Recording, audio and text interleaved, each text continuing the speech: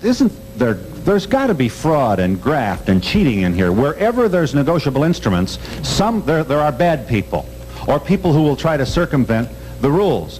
Are there not stores that buy up coupons and destroy them so that they won't be redeemed?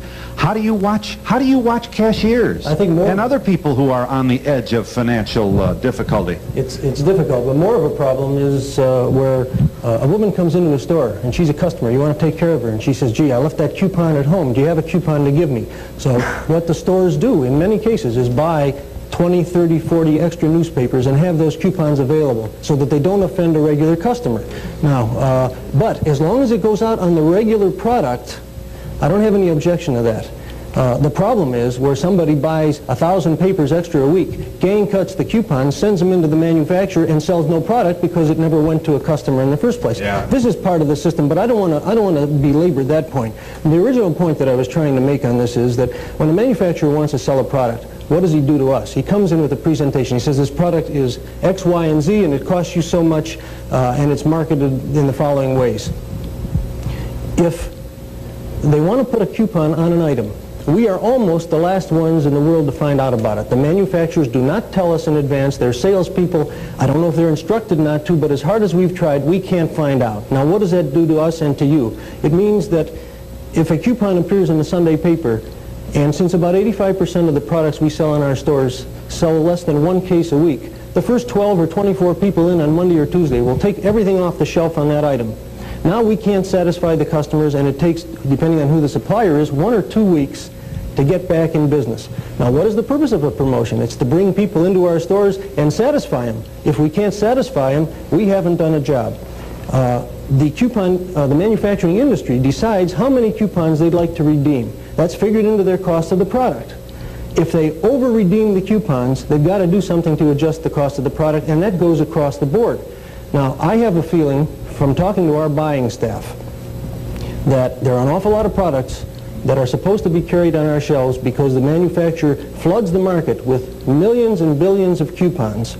And then I say, it may be a duplication, another flavor, another size of the same kind of thing that we already have 4, 5, or 6 of. That to me is economic waste. You don't need it, I don't need it, but as long as we both have it, it goes into the cost of the operation, and who pays? You all know. Well, then why don't you fix this? This is your game. We the customer, have nothing to do with it. I'll tell you how we attempt to fix it in our company. We have stopped all in-ad coupons of our own. We've done this... you mean your own paid-for ads? We don't do that anymore, and we take it off the price of the product as if we would have had the coupon, and it saves us all the handling. Okay. Now, as far as the manufacturers are concerned, we have no way to go. We lobby against the use of coupons, but they have a purpose to be served by it, which I don't think is in our best interest or in the consumer's best interest. Now, Mr. Nugget has said, Bill has said, among other things in past speeches, that he believes all the biggies, all the big brand name people are going to have to start doing this in order to stay afloat. Do you believe that?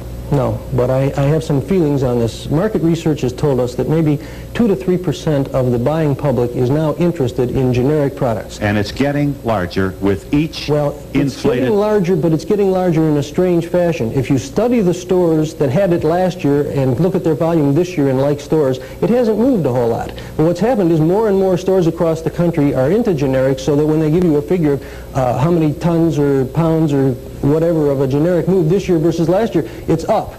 One of the problems is that when you talk about generics, you're talking in one case about agriculturally based products like peas, corn, whatever, and the other is paper and chemicals. Now, in this society, we have always raised high-quality products in agriculture. There has never been very much around at the low end of the scale to go into generics. Running out of time. So we don't have very much product available.